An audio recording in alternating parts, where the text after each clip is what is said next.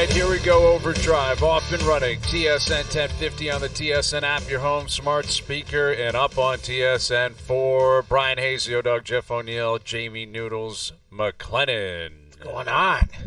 Ooh, we got a bonanza for you today. We have a bonanza. It's yeah? only 20 games, but the bonanza is happening. Yeah. And feel free, at any point during the show, National Hockey League take, you can blurt out, hashtag it's only 20 games, but. So we don't just do our own little bit. Like, we can actually just kind of pop in a couple? Because I had a few, like, I don't know. Like, it's only 20 games. Bedard is concerning. Hey, don't say it, because that's mine. That's mine. Oh, sorry. In half an hour. I don't know where you guys are going with yours. Yeah, keep yours to yourself. Keep yours to yourself, because that's interesting. I had a couple of honorary mentions myself, Noodles, and Bedard is one of them. I will admit. Then I don't want to step on your toes, because I thought you meant just on the fly you just start throwing them out there, because I think there's like 50 we could really do. Like, there really is. Yeah. You're right about Bedard. Like, I'm sure you're referencing his quote today, I believe it was, where he looks and sounds very dejected. He has not scored in, I believe, 11 games. They're obviously not winning. He's kind of getting caved in when he's on the ice. Like, there's obviously you can track all that kind of stuff now, like shots for and against when you're on the ice. The last time they played, his line when he was on the ice, they got outshot 10-0. Like, didn't even have a shot on net. His line was outshot 10-0 last night? Yes, last night to Florida. So he got pushed around a little bit, too, last night. Like, I thought. Yeah, and the Panthers are going to do that. Now, Chicago won the game. Yeah, Mrazek won that game. I was watching it. He was good. Peter Mrazek won that game. But, yeah, Bedard is it's not off to a great start. I guess, why don't I just tease it? I might as well say it. Sorry, man. I stepped on your toe. My one, quick one, just to get the party started. I'll throw a nugget right after on top. Go ahead, though. Okay. Go ahead with the first bonanza. It's only 20 games, but. You got to say hashtag. Hashtag it's only 20 games, but. Fire it out. Connor Bedard is taking the Nathan McKinnon route. All right? He's taking the Nathan McKinnon route, yes. Oh, I think that's a kind way. Like, that's not you to soften a blow. Okay? I will soften a blow because I don't want it to come off as if I'm suggesting this guy is not going to be a superstar and a great player. I still believe he will be. Yeah, but when you look at it, he was getting the McDavid treatment, the Crosby treatment. Like, that's the treatment he was getting. And his numbers simply do not match what Connor did when he arrived, what Sid did when he arrived, what Ovi did when he arrived, what Matthews did when he arrived. And you look at McKinnon, he actually won Rookie of the Year his first year, and then he had like 53 points the next, or less than that, I believe. No, he had 38 the next year. And I was going to say, I think you were bang on, and I think it's a great point because Jerome McGinley was on that team. That it's a great point. And I think it's actually an unbelievable reference because, we all expect, okay, this guy, last year we're talking he's going to get 85 points, he's going to get 40 goals and all that. And I think the league humbles you very quickly. But, Nathan McKinnon, and I swear I've had this conversation because Jerome McGinley played with him when he was a kid. And I remember calling a game in Colorado and going for dinner with Jerome and saying, what's this guy all about? Like, he doesn't seem like he gets it. And I was 100% wrong on McKinnon because I didn't think he would learn how to play with players. He just seemed like I'm going to pick up the puck and I'm going to do it myself. And he had a slow start, we'll call it, to his career. Mm-hmm. Now he's almost unstoppable, really. Like he's I think, defined the number 2 best player in the world. I mean, I think that's what he's defined himself as. And it took him until about year 5, where all of a sudden he leaped into superstar status. And Colorado was a bad team. Yeah. He was struggling. He had his ups and downs. So that's where I'm at. Hashtag it's only 20 games, but Connor Bedard is taking the Nathan McKinnon route. It's a perfect And I don't want to be a pessimist because I love the kid. Like, I loved him at the World Juniors. I think he's fantastic. A couple things on this. First of all, there's no guaranteed path to Nathan McKinnon, okay? No. Like, you can say that that's their trajectory. He's just going to struggle a bit, and then he's all of a sudden Nathan McKinnon. That path is not guaranteed to anybody. I don't care how good he was in junior or what he was. That's just simply not guaranteed. You would like to think that he'll come out of it and become that, but that's not guaranteed. I think the Chicago Blackhawks could have done a better job of going to get some guys to play with them. Taylor Hall was great last year, but when you really think about it, when you get that guy in the lottery draft, your first order of business is to go get 2 quality players to play with him. I love Foligno. He's a great veteran. He's a great leader.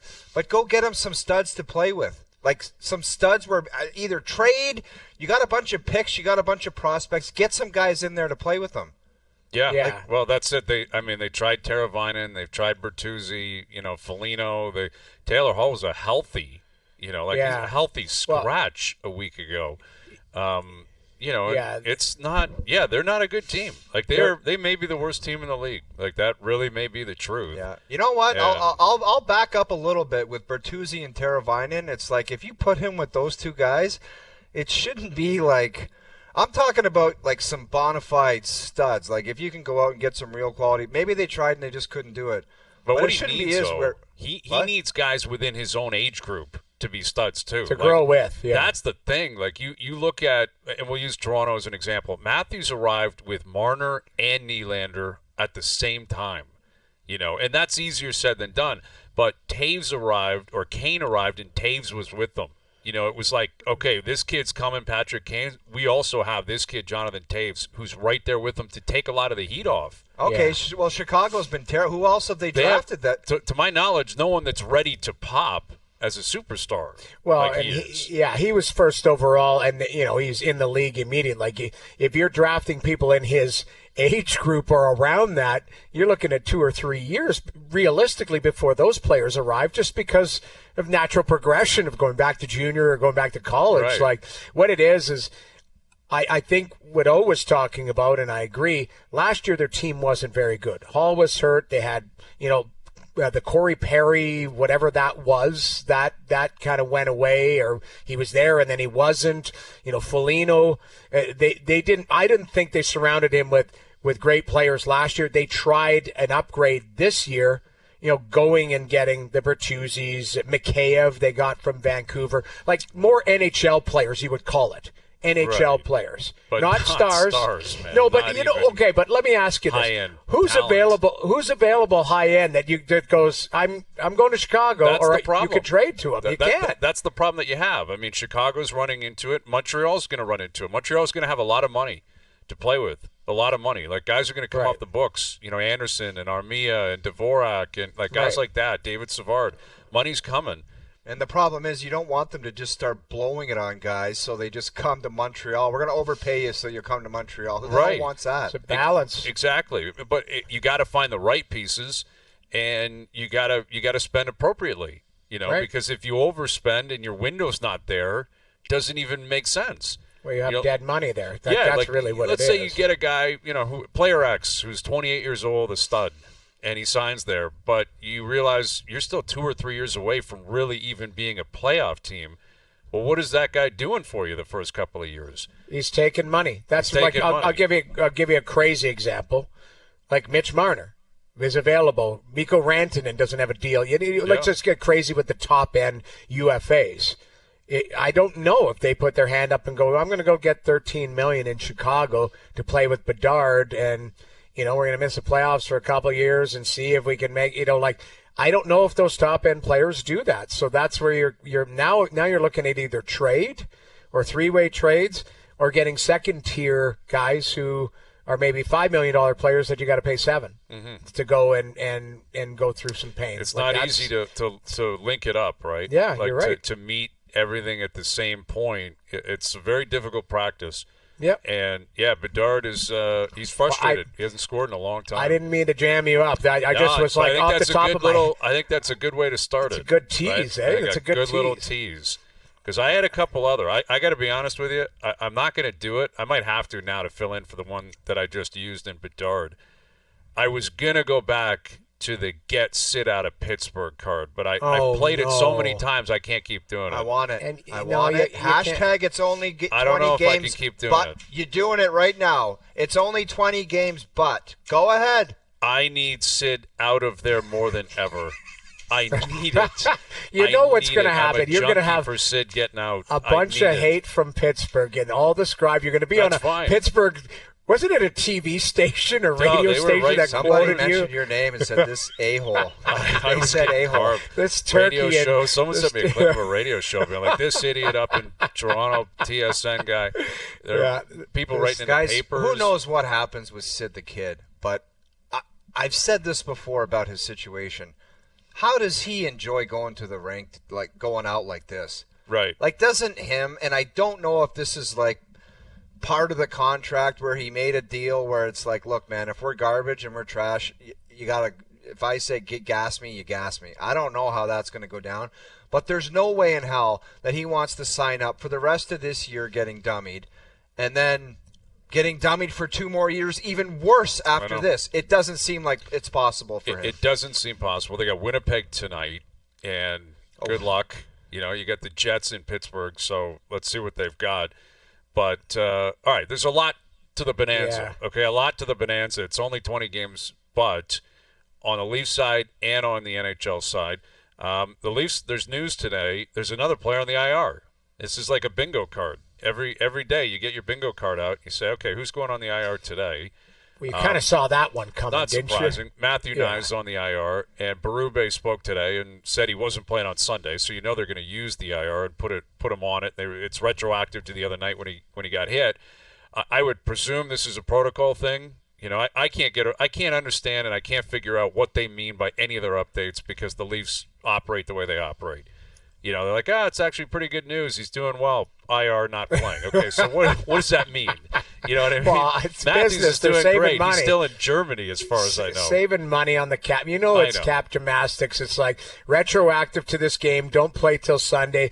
Probably in 1 week concussion protocol. Again, I'm not going to be a doctor and guess or whatever, but that's kind of what it looked like. He left the game. It looked like. So, okay, then, and then, at the end of the day, a week from now when they start playing games again, you pull them off IR and you've saved some money on the cap where it might matter if you go to grab somebody at the deadline and you need every cent that you can get. So it's, I get it, but you're right. It's so funny where a coach is like, he's fine, trending in the right direction, and then literally like 5 seconds later, IR. Matthews was trending in the right direction 2.5 weeks ago. Might not play Wednesday, but Saturday he'll have his gear on. Every update. Dude, a guy can be walking out of there in a body cast, and Berube would be like, actually, not bad.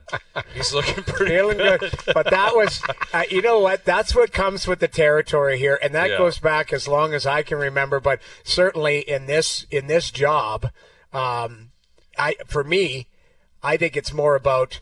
I remember Babcock going. What was the guy's name? Hip tightness, Jared Cowan. Hip tightness, and Nazem Kadri saying, Joffrey Lupul, told me he feels great. I was going to say, the only time I remember them getting hammered like this with injuries is that 1 year, like it was beginning of March or something, they were garbage. And as soon as a guy fell down, that guy's done for the season.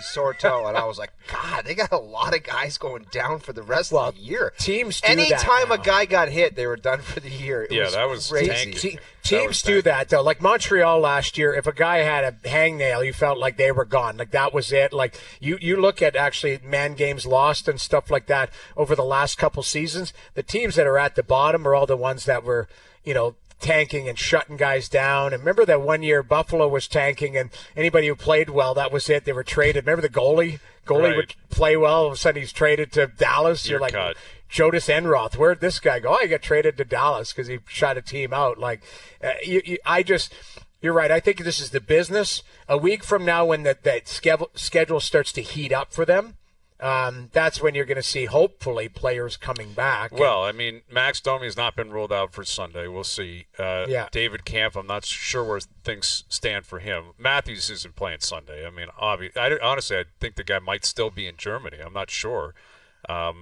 what is up with Austin, but he's going to skate for a while before he plays and definitely take practices, and he's not going to play Sunday. And Nyes is now officially out.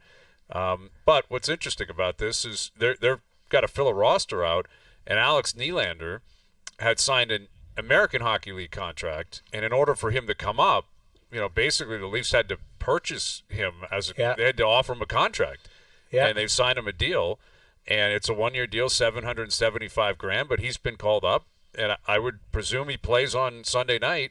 And if that happens, we're going to see some history. You know, the brothers playing on the same team in the NHL is incredibly cool. I'm going to be very cautious about this, Brian. Okay. I'm going to be very cautious about this, but we talked yesterday, okay? Yes. About going into the dumpster and picking out little nuggets, and they taste good, right? Well, I don't know about tasting. Why are we in the dumpster eating? Why are you eating out of a things? dumpster? We're talking about reclamation projects. Okay, Going but into there's the no dumpster. eating. Dude, there is. There's grabbing little nuggets and tasting, and Costanza. they're not bad.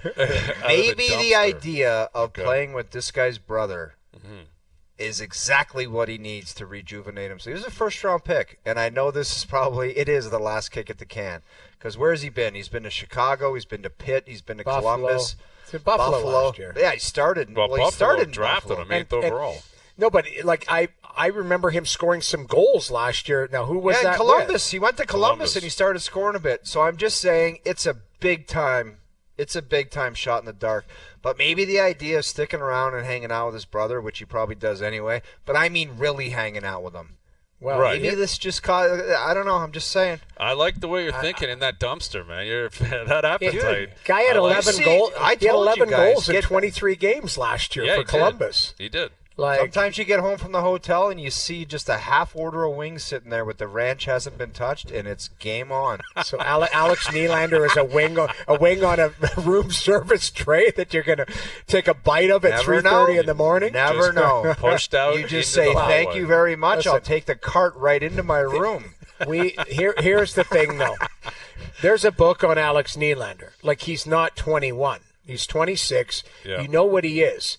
He's a lot like his brother, but his brother is obviously the complete package. He's missing a few of the pieces that his brother has, but he's still very highly skilled. Everybody I talked to about him, because I did have a conversation about him 2 weeks ago. I went to a Marlies game and watched him, and he's really good with the puck. Away from the puck, there's some details missing, and I think that's probably what's kept him from being an everyday NHLer. But you get an opportunity. Could you get crazy and put him on the same line as Willie, or no? Is that too much? Listen, with this many injuries, I don't think that's an impossible thought. He has been scoring in the American League. He scored in the NHL before. But, yeah, he was drafted in 2016. That was 8 years ago. He's been in the league and available for a while. I'm curious if we're going to see, like, can Berube pull off the double shot yelling at both Nylander brothers in the same game? Oh, that on would the be bench? hilarious.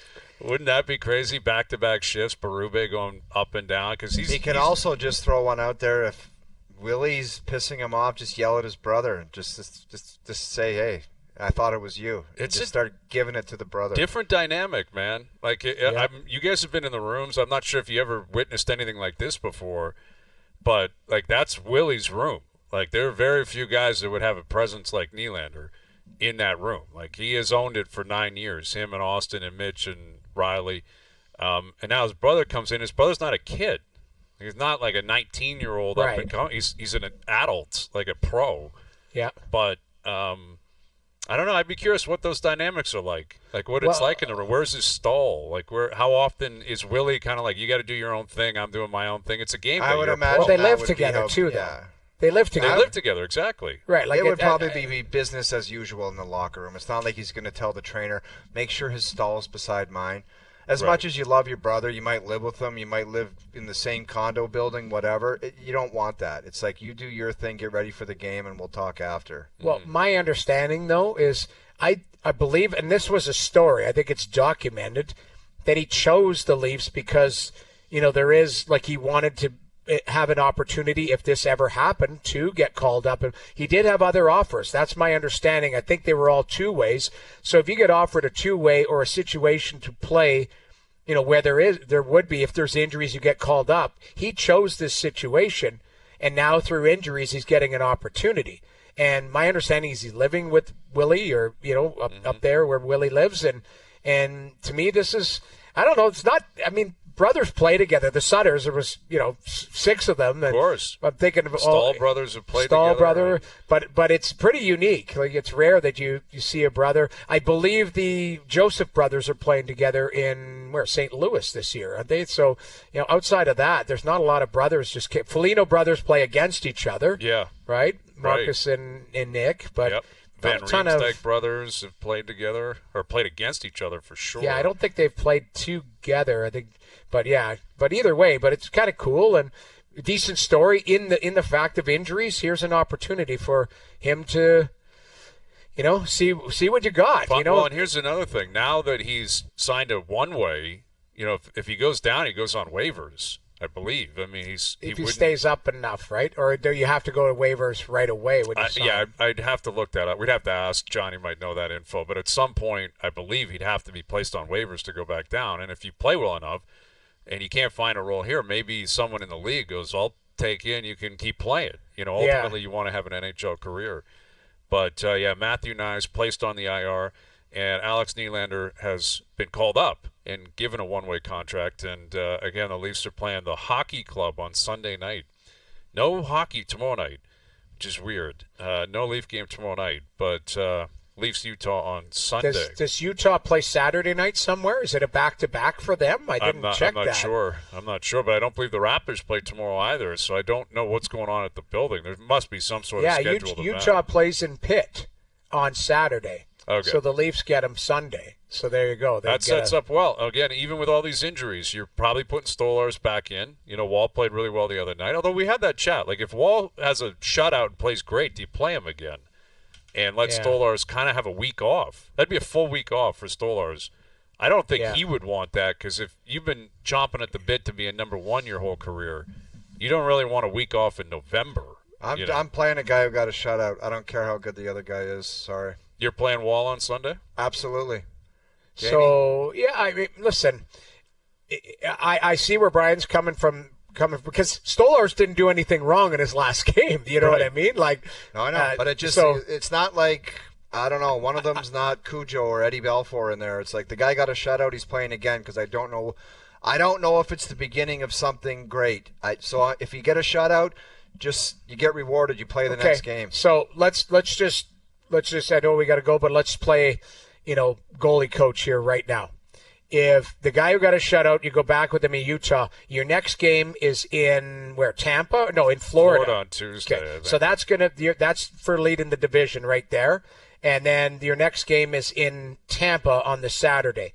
So who would you, outside of what's going on, if the start was tomorrow against the Florida Panthers, who are you starting? For me, it's Stolarz. Yeah, I think based on what he's done all year, actually they play Florida Wednesday. So even next week they've got a soft schedule. Right, it's Wednesday, Saturday, all in the Monday. state of Florida. That's a golf club on the plane type trip. Well, wouldn't they leave Monday? That's Wouldn't you go down multiple Monday nights a out. day before? I could see the boys saying, why don't we fly down after the Utah game, wake up in Florida on Monday morning? I'd put that on the board. 2 days Berube. before the game? That's asking a lot. I don't think it's a smart No, play. you're not. That's not asking a lot to ask that. It's asking for trouble as far as the game on Wednesday. Right. Unless you could circle a rookie party there, too. Go, hey, let's Monday night in Miami Beach. And dangerous, man. Because it's the Panthers you're playing. If this was the Panthers 7-8 years ago, absolutely. Now this is a real deal Holyfield matchup on Wednesday night. You would need ownership to sign off on that, because they'd have to pay for more hotels, more, like, I don't think the Leafs would care, and if Berube really wanted it, they would get it. But I guarantee you there's teams in this league where the owner would say, absolutely not. I'm not paying an extra night or two in a hotel. Wow. You're not doing that. I think you lay it out. Like, to me, you've got 2 games in Florida in, let's call it, 5-6 days, or whatever you want to stretch it out. Like, this is a perfect time to, allow the body to heal, work hard, but there's some golf. I'm hoping that there would be a rookie party or something like that where you can go and stretch your legs. Definitely. To me, that's you circle that in the calendar, because the rest of the calendar is completely jammed up because of the Four Nations face-off. Right. So, well, the All-Star break anyway, or an Olympic game. This has been a really weird stretch for them. But you're right. I mean, I'm not sure they go down there on Monday. They probably go down there on Tuesday. But business trip Wednesday. You get a win against the Panthers. That's go time. The Wednesday night, Thursday night, Miami. It's a double whammy. There's no question. I had Matt Stajan and Wellwood's rookie party down in Tampa. I had my golf shoes on at the Resto. That's the place that I was at. Everyone else found an hour to get back and change. I had my golf shoes and just golf gear on. So you had yeah, it was one of those days. Get on the plane with your a suit and golf shoes. Yeah. We went down there and teed it, and that night we had the rookie party, and I wheeled into this fabulous. I recommended it. This fabulous Italian place down in Tampa, and I didn't get changed into regular gear. I wheeled in there with. I remember they were brown crocodile leather golf shoes. And I was like, I should have changed. Did you keep your shirt tucked in? Was it a tight tuck on a golf shirt too, which would be phenomenal? Dude, I have no idea. The shirt was probably fully untucked. It was just one of those days where you golfed and there was things going on. I can only imagine. Yeah, that's a good place to have it though. But the Leafs got to get through Utah before that. That's a trap game Sunday night. A lot of time off. Yeah. You've been winning games. You're going to Florida. You gotta take care of business against Utah on Sunday. All right. It's only 20 games, but we each have an observation on the Leafs and a general on the NHL. I've got some Jerry's, some role play. I got a lot cooking this afternoon that we're going to be sneaking in. Jerry sent emails in with takes. I've got that coming up later this afternoon. Mike Johnson will join us. Luke Wilson will join us. And Al's brother will join us. Al's brother. I'm not having him on. The pick of the century. Just be honest. I was pushing Steelers. I could not believe he was so adamant on the Browns, and I put faith in him. My grasshopper. I said, do it. You got to do it. Show me what you've got. Show me your wings. And he was flying last night. I love it. Can't wait. What a pick with the Browns. We have Jameis Winston audio we're going to play. We got so much we're cooking this afternoon. Overdrive continues, TSN 1050 and on TSN 4. All right, Overdrive continues, brought to you by FanDuel, bringing you everything from the opening line to the final score. Mike Johnson coming up in a half an hour. Luke Wilson later this afternoon. Al's brother coming up later this afternoon. That's who people really want to hear from. Well, how did things go last night? I mean, I obviously missed. I saw the group chat. I saw what was going on. There was some scumbag, and well, listen, there was some stuff. We're back in the lead, and honestly, last week we almost had an immaculate week. If it weren't for the Cowboys being such a disaster, that probably happens. And then we start this week with, I think, the pick of the season. Like, usually I'm sarcastic and I goof around. That was such a ballsy pick, taking the Browns, and I love those type of games. Not all the time. Give me one or two of those a season where you get like a snow globe type vibe and guys are falling all over the place. You can't see the ball. You can't see the uniforms. I love that, man. It was a great crowd last night. And there were a couple of guys with no shirts on in the crowds. There always is, dude. And it could be like danger to your health cold. Green Bay is an example. You always see a dude with no shirt on. Yeah. And he has to be like heavily influenced, but you would have to be, man. Have to be. I just can't reason with that. I love my teams. What is no shirt doing for your team and the fan experience? I don't know how they do it. What is it? I brought my wife to a World Junior outdoor game, and I texted her when I was done, and I said, "Where are you?" And she said, "I left after the first period. I'm at a restaurant across the street." Yeah, too cold. And she was bundled up with a snow in Buffalo. Mm-hmm. Everything, and she said I couldn't take it. I couldn't sit down. I couldn't move. Listen, I remember the outdoor game in 16 down at BMO where the weather was actually very, very nice considering the time of year. It was like 0 degrees. I went. I was at that game, yeah. It was 0 degrees. Like, it wasn't crazy cold. No wind chill. And by the end, I was freezing because we had been down there for hours. You're outside for like 3 or 4 hours, and then the sun went down, and I was freezing. And the idea of me being there with no shirt on, no chance. Not possible. No matter how much booze is in your system. Never. Can't do it. Wouldn't do it. All right. It's only 20 games, but, all right? Yeah. So we're going to go. Why don't we start with our Leaf takes? We'll go around the table with the Leaf takes. You can start, then Noodles, then I'll go. Okay. And then we're going to circle back with an it's only 20 games, but general NHL takes. I am going to go hashtag it's only 20 games, but, and I don't want to get carried away. I've been saying this a lot the last couple days because it is the regular season, but maybe Craig Berube is the guy that have straightened out these Toronto Maple Leafs. Why, after all these years of disappointments and not understanding what it takes to get in the playoffs, it took this man to ride in on a horse from St. Louis and get the troops going in a different direction? I'm not sure. I don't know why they couldn't figure out on their own. Maybe it was different players, but this guy seems to be, and maybe I'm overreacting to one game the other night where it was like they were all engaged, they all played physical, they all got it done, they contributed against a dirty, nasty Vegas team. Jamie, you saw them last night. But maybe Craig Berube, maybe Craig Berube is the right guy to lead this ship and demand things acceptable and unacceptable for these guys to get right on track. And I get it. It's only 20 games, and they got to do it in the playoffs. But I like what I've seen through 20 games. I guess I'll just leave it at that. Yeah. Comments, thoughts? Well, listen, I'm not going to disagree with that. They're 12-6-3 or 12-6-2. You are what your record says you are. That's a very good record. That's why you play the games. What is the outcome? Not the deserve to win a meter. Did you win or not? And they have won more often than they've lost with Craig Berube. But I also think you look at the actual numbers. Goals against, they're top 10 in the NHL. Expected goals against, you love that, top 10 in the NHL. Slot shots against, top 5. Slot passes against, top 5. Rush chances against, top 4. Like, literally across the board, they have found a way to shut down what had been plaguing them in the past, which was giving up great opportunities, allowing teams through the neutral zone way too freely, allowing high-danger chances. And ultimately, that's what Berube has to bring to the table. And, I think Toronto loves a demeanor like that. There's nothing against Sheldon Keefe or Paul Maurice or Ron Wilson. Like, these are all great coaches who were, talkative guys and gregarious guys and talkative guys. Toronto likes Pat Quinn chewing gum and smoking cigars and not saying much. And Craig Berube's and Pat Burns. That's just always been the way it is. And I think Berube is a guy that a lot of Leaf fans look at and they're like, I like the way this guy operates. I like the way he operates. I like the way the team's simplicity in the way he talks.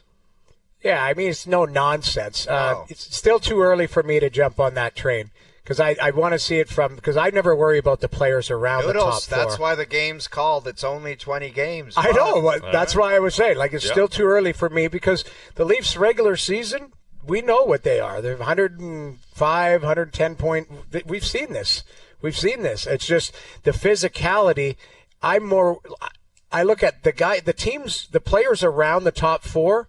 They never have the problem with that. It's what those guys can do when it gets gritty, and that's where I need to see that more. Other than the 20 games, don't worry, we all do. I think that's what. But you know what? That's where it all the numbers line up. Everything, nothing that you said was false. It's just I'm still on the skeptical side still until I see what's your more. Leafs take? Well, here's a good one because it ties into exactly what Hayes was talking about. But I'm a goalie hugger, so I'm going to go.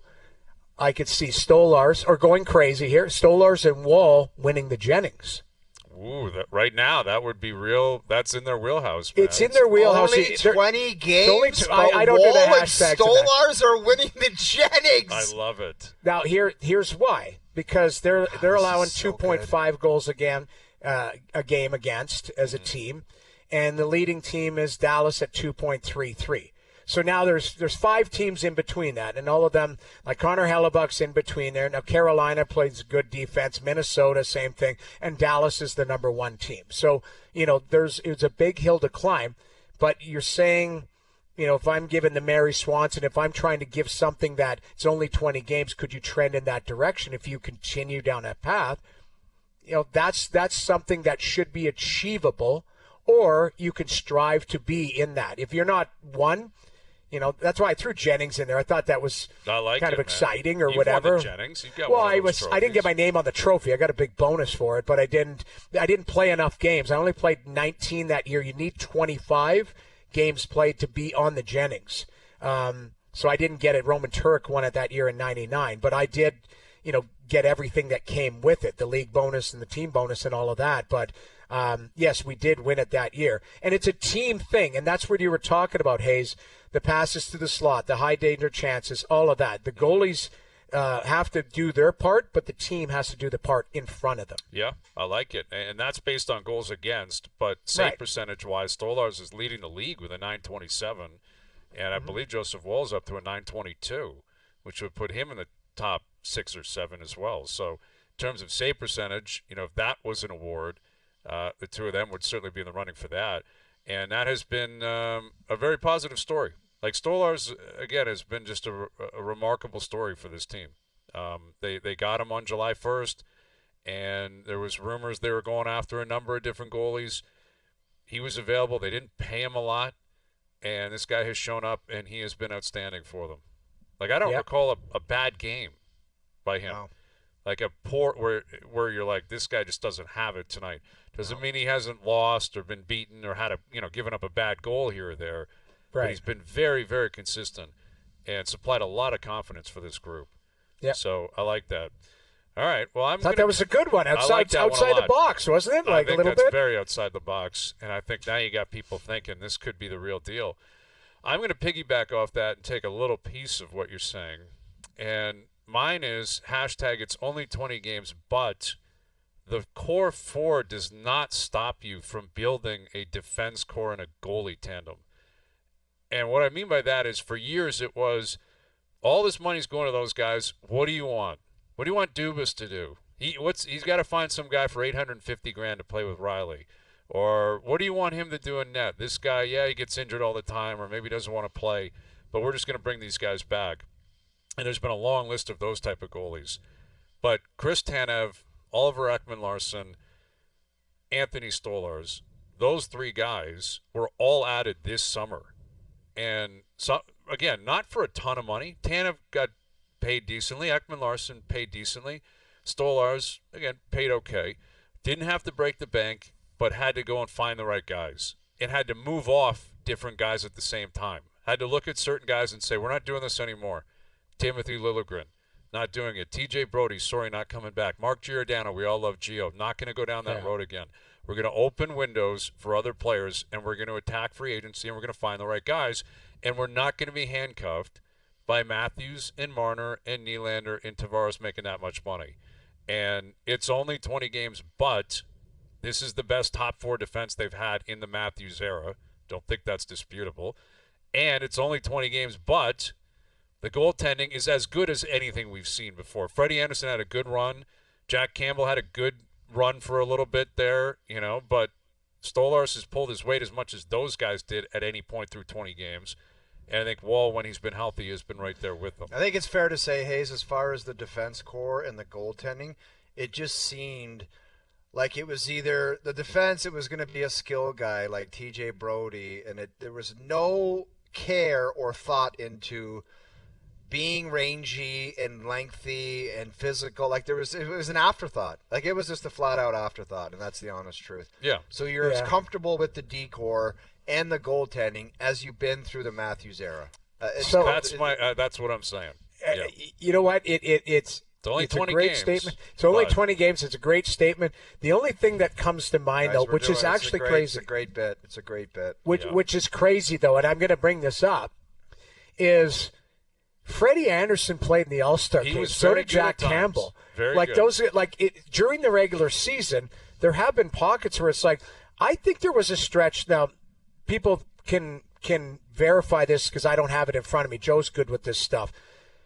Wasn't there a stretch where Freddie Anderson didn't lose a game for 15? Even Samsonov didn't lose a home game for the longest time. Now, I know, but as good as they played, Yes. Jamie, Accurate. you both can answer this. As good as Jack Campbell played at certain times, as good as Freddie Anderson played at times, did you ever really trust it going into the playoffs? Because I sure as hell didn't. Okay, but you're right. But right now, it's only 20 games. If the playoffs started today, would you be locked in, I trust Stolarz, I trust Wall? We don't know because we've never seen them in the playoffs, right? That's the other thing. Watching, it was back-to-back all-star seasons for Toronto Maple Leafs goalies. I believe it was Anderson, then than Campbell. Yeah. And then Samsonov had that unbelievable, I think it was a start. Great first year. But that being said, right now there hasn't been, any bumps in the road for the goaltending where there probably has been, when you look back on those other tandems, there were bumps for them. Yes, and for a variety of reasons. Some of it was contractual, some of it was what had happened to them in the past. But this is a collection of that and the defense core. All right, we'll come back and we'll go around the NHL. It's only 20 games, but on some general NHL takes. Mike Johnson coming up. The 20-game bonanza, man. It's like Black Friday for this show. Like, that's kind of what this is. It's a Black Friday of hockey takes. Dude, we've done Leafs. We could all probably do one more Leafs one later in the show and just keep rapid firing NHL League ones. I have an honorable mention that I think I was do going too. with. I jammed up it's greasy and slimy, and I'm going with it sooner or later sometime on this program. I am too. OverDrive continues. TSN 1050 and on TSN 4. All right, Mike Johnson in 15 minutes. Luke Wilson coming up. Al's brother later this afternoon as well. And Dear Hazy B is back in the fold at 6:30. But it's only 20 games. It's only 20 games, but we're talking Leafs. Leafs back in action on Sunday. But there's 31 other teams in the league. And there's a lot that's been happening through 20 games. It's been a wild start, dramatic start to the season. Crazy, man. Crazy stuff going on. Crazy stuff going on. So we'll put the Leafs aside for a moment. And we're all going to be tasked with another hashtag. It's only 20 games, but that has something to do with other teams in the league or other divisions or conferences or whatever. Oh, do you want to kickstart this part of the party? I absolutely do. And I don't want anyone to come at me. You can't challenge me because this segment in this part of the show is called It's Only 20 Games, but it's an observation from what I've seen from 20 games. And one of these teams can pull out of this situation. But as I see right now, it's only 20 games, but the bottom of the Atlantic is going to be exactly the same as it was the year before and the year before that and the year before that. Because unfortunately for all the teams, and you know who we're talking about, Montreal, Buffalo, Detroit, and Ottawa, they do too many things the same. Like there's the same mistakes, there's the same goals going in. It's the same stuff that are costing them hockey games. And I don't know that I got to give them credit because they tried to do things to their team. They tried to bring in players to get better, but it just looks too much the same. And that's my hashtag. Yeah. The Atlantic Division, the bottom of it is going to be the same as it was in years past. And what a shame, because this year Tampa Bay is not exactly on fire. The Boston Bruins are not exactly on fire. I don't think anybody's really on fire. But the teams at the top are still the teams at the top. I think Tampa's really good. You talk about not on fire. It seems like they're up and down. They're up and down. They get smoked some nights, and then they win a couple, and then they get smoked. Well, I don't think they're completely dialed in. Crazy game, man. Columbus has now put up 6 goals or more 5 times this year. Columbus can hurt you. Columbus could sneak in, man. I don't know. I don't think they're last. That's a wild hash. That's what you should have gone with. It's only 20 games, but Columbus could sneak in. I had a crazy one too. I won't climb on that one, but I said this, and I probably eat it. But I think I may have said this to you guys the other day. I still think Nashville will slide in.